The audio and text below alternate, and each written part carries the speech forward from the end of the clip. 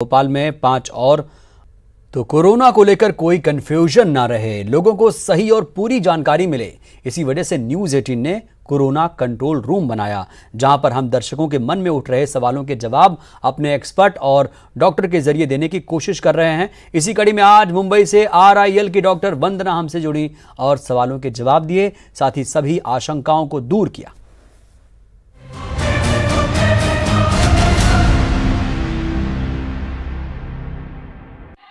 मेरा नाम सानिया है और मैं 20 साल की हूँ। मैं कानपुर से बिलोंग करती हूँ।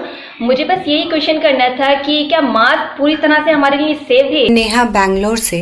मेरा सवाल ये है कि मास्क पहनकर क्या कोरोना वायरस से बचा जा सकता है? धीरज जारोली है, मैं उदयपुर से हूँ और ये पूछना चाह रहा हूँ कि जो मास्क हम लोग यूज़ कर रहे हैं कोरोना के दौरान, क्वारंटाइन के दौरान, वो कितना हद तक सुरक्षित है हम लोगों के लिए? मैं राजेश कुमार, मेरा एज 24 है, मैं दरभंगा बिहार से हूँ। सर, मास्क पहनने से क्या पूरी तरह कोरोना से बचा जा सकता है? सर, मैं विकास यादव मधुबनी बिहार खजूरी प्रखंड से बोल रहा हूँ। क्या मास्क पहनने से पूरी तरह कोरोना से बचा जा सकता है क्या? मेरा नाम राजन जैकर है और मैं जिला मैनपुरी से बोल रहा हूँ। मेरी उम्र 22 वर्ष है। मेरा सवाल है कि क्या मास्क से पूरी तरह कोरोना से बचा जा सकता है? मेरा नाम तप्ती दुबे है, मैं आगरा से बोल रही हूँ। क्या मास्क पूरी तरह से कोरोना से बचा सकता है? मेरा नाम अनुज पांडे है, मेरी उम्र 28 वर्ष है, मैं जालौन से हूँ। मैं ये पूछना चाहता हूँ, क्या मास्क कोरोना से पूरी तरह से बचा सकता है? ओपी विश्वकर्मा। मेरा क्वेश्चन ये है, क्या मास्क लगाने से कोरोना से बचा जा सकता है? मास्क पहनना जरूरी है, लेकिन मास्क हमको पूरी तरह से कोरोना से बचाव नहीं दे सकता।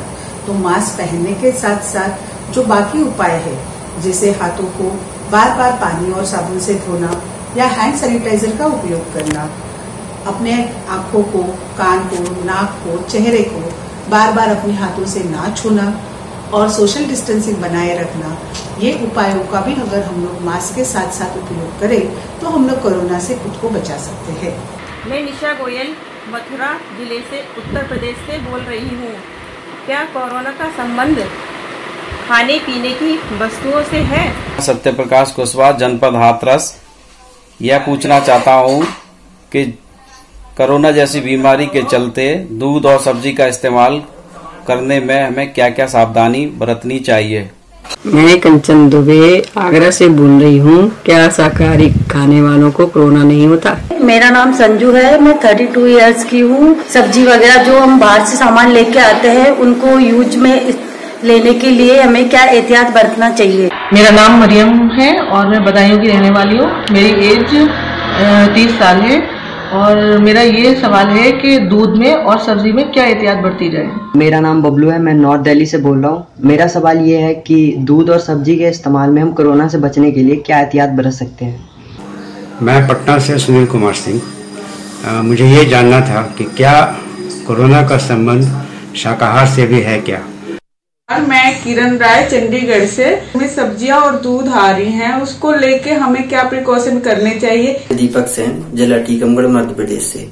डॉक्टर साहब से मेरा क्वेश्चन है कि दूध और सब्जी इस्तेमाल करते समय क्या सावधानी बरती है? शबनम, मैं दिल्ली की रहने वाली हूँ और मुझे ये जानना है कि जब हम दूध और सब्जियां जैसे सामान खरीद के लाते हैं तो इन्हें इस्तेमाल करने से पहले क्या एहतियात बरतनी चाहिए? अब तक की कोई भी स्टडी में ऐसे रिवील नहीं हुआ है कि खाने पीने की चीजों से कोरोना का इन्फेक्शन होता है, लेकिन हाँ, हम लोगों को सावधानी बरतनी बहुत जरूरी है।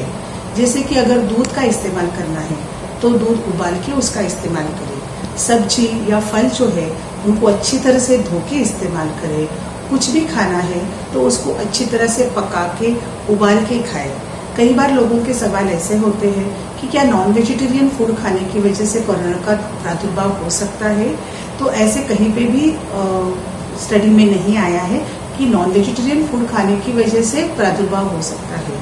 तो कोई भी टाइप का अगर फूड आप खाते हैं, वेजिटेरियन या नॉन वेजिटेरियन, उसको अच्छी तरह से पका के उबाल के खाएं तो कोरोना से जो धोखा है वो कम से कम हो सकता है।